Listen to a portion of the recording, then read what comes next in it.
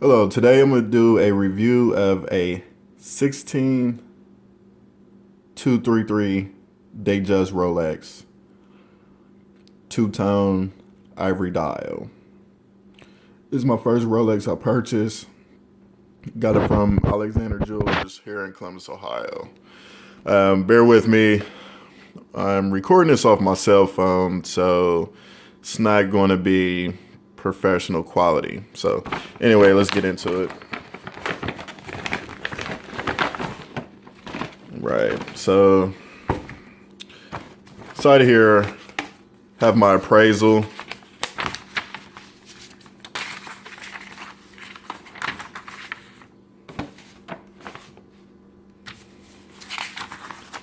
And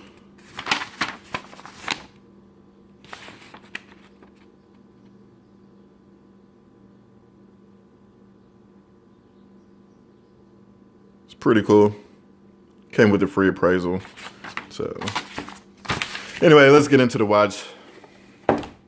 So comes with the Rolex outer box. And everything is 100% authentic. This is not one of those reviews of a replica Rolex and they don't disclose it. So this is a real deal.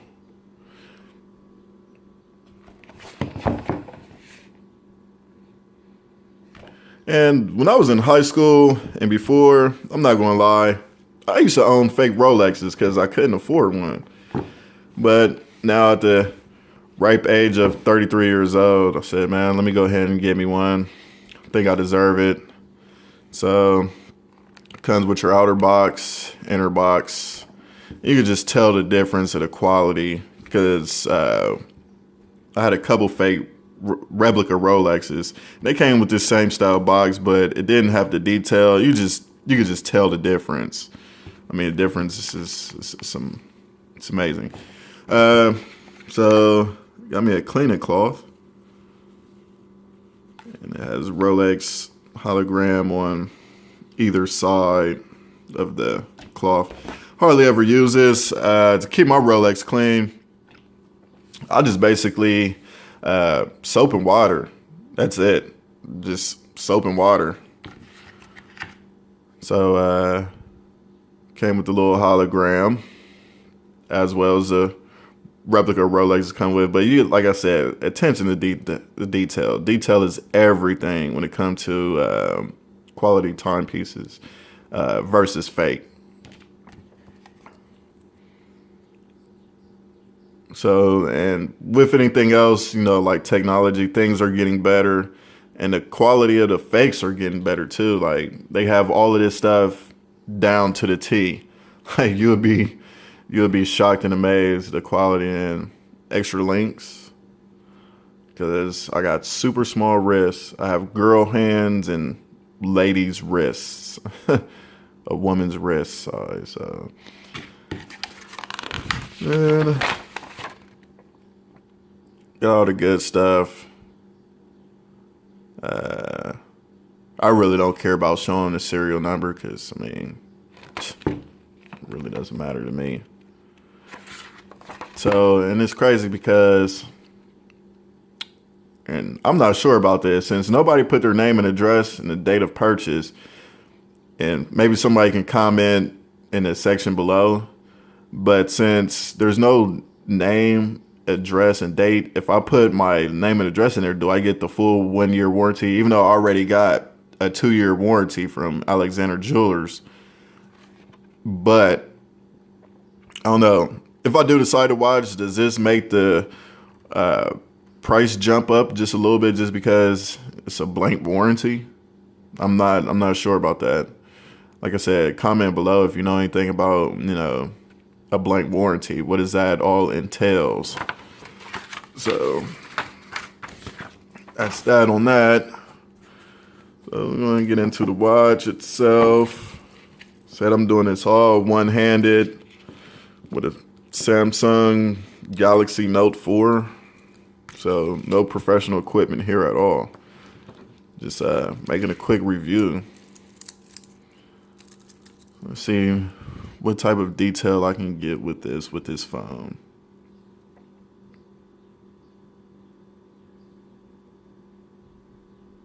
So like I said, this is a two-tone.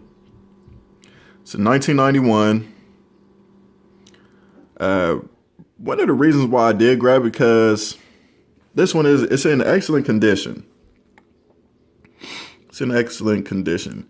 Because most of the Rolex watches that I see that are from the older years, they have like a big old space. Let me see if I can try to point this out some type of way.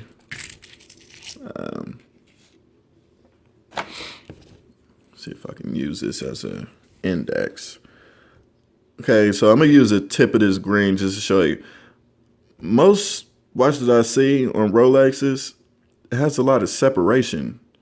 Right where the lugs meets the case. It has a lot of separation right there. A lot of the older ones, I should say. The new ones probably don't have that. Let's see if I can. Yeah, it has a lot of separation. A lot of play, I should say, in between the bracelet and where the case meets. And that was one of the reasons why I had got this one, because there's like no play at all. At all. It doesn't. Some of them you can tap on it and the whole bracelet moves. Just this little end piece right here. The whole thing moves. And this one's on here pretty solid. I don't think anybody has taken this bracelet off. And this is the holes in the case. I think they stopped this after this model came out. I think they stopped making the no case holes in like 92, 93. This is a 91. So it has the case holes. But the good thing about this one is, and then I kind of like the acrylic crystal. I like the acrylic crystal, how high it sits off the I like how high it sits off the bezel and case. And the sapphire is good because it's non-scratch resistant. But it just has a flatter dimension to it. Which is cool and everything, you know, because it'll slip under a dress watch. I mean, it'll slip under a dress shirt sleeve, the cuff, I should say. It'll slip under it better. But I don't wear too many button-up shirts. So I don't care about it disappearing under my sleeve. I like the acrylic crystal. I like how high it sits versus the sapphire crystal. And so this is just a quick review of my first Rolex.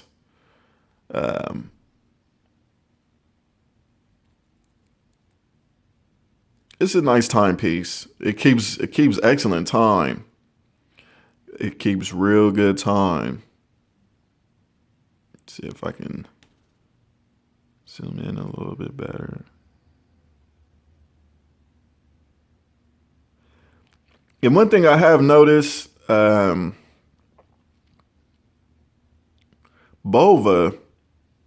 their secondhand sweep is a whole lot cleaner than Rolex. Like Rolex, even the new ones, you can see the little hesitation in the second hand. You know, it has so many heartbeats per minute. Bova, I mean, you don't see any heart beating going on. I don't know how you technically say that, but I don't see any heartbeat in Bova's Precisionist or whatever. They got a couple models out. The second hand just rolls. And see, Rolex is known for having a second hand, an automatic second hand that rolls, but it does, you can see the heartbeat in there. Like, it doesn't roll like the Bova.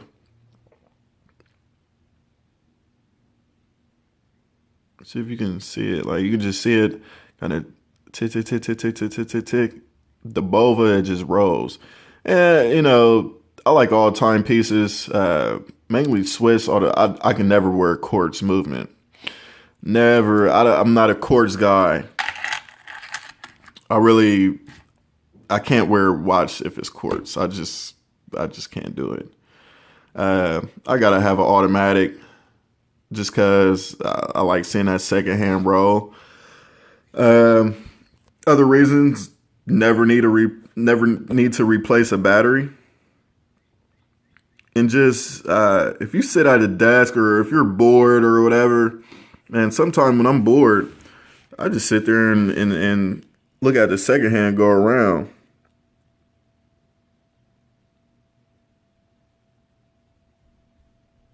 I just sit there and watch it sometime. But this is my first Rolex, my first video on YouTube. Hopefully things will get better as I go along. Hopefully the collection grows, and hopefully I put more videos on YouTube. So this watch is 100% authentic. I think it's been polished before because whoever polished the clasp, see if I can zoom in, did a sucky job. Look at that. That's horrible. It looked like a drunk kindergartner polished that clasp. That's horrible. That's a rough job. This thing is supposed to be shiny and, just flat and even. This thing looks kind of horrible. I mean, but the rest of the bracelet is in good condition. I do need to clean it. I usually clean it once a day. Gets a little OCD with it. Plus, I like to keep the gold shiny on there. That's another thing. A lot of people, and it's personal preference. A lot of people like the all stainless steel model. When it comes to the datejust, I like the stainless steel model of the datejust only with the oyster bracelet. I think a Jubilee should be two-tone. And that's just my personal opinion. I think the Jubilee bracelet should be two-tone. Like I said, if I was going to get the stainless steel, I would go for the oyster bracelet, especially because it's heavier, it's thicker, and it's sportier. So to me, the Jubilee is a dressier band, so why not throw some gold in there? You know what I mean? Like I said, it's personal preference. It's up to, the person who's going to be wearing the watch. But personally, myself, I like gold. And when I can get 18 karat gold for the same price as stainless steel, to me, it's just a no-brainer. Why would I pay, $3,500 for a stainless steel Rolex, and when I can pay $3,500 for an 18 karat gold Rolex? Come on, not 10 karat, not 14, but 18 karat. On the band, bezel, crown, hands, the hour, minute, second marker, and the Rolex coronet, and the Roman numerals are all 18 karat gold. So I just can't justify paying this same amount of money for a stainless steel when I can get 18 karat gold. I mean, that's, like I said, that's just me. It's my first Rolex. I like it a lot. Really don't get too many compliments on it because a lot of people, either one, as you can see by the color of my skin, I'm black, I'm young, I'm not a professional, I'm not a lawyer, I didn't pass the bar, I'm not a doctor, I'm not a whiz kid genius, and I'm not a trust fund kid. So a lot of people might think it's fake. I don't know. A lot of people don't even know what a Rolex is. I mean, they heard of the name, but, some people, their heads just be in the clouds. They don't even know what's what. Most people don't even know up from down, left or right. So, and I didn't really get this watch to get tons of compliments and stuff like that. I got it because I personally wanted one for a very long time, and I was in a position for me to purchase one, and that's what I did. And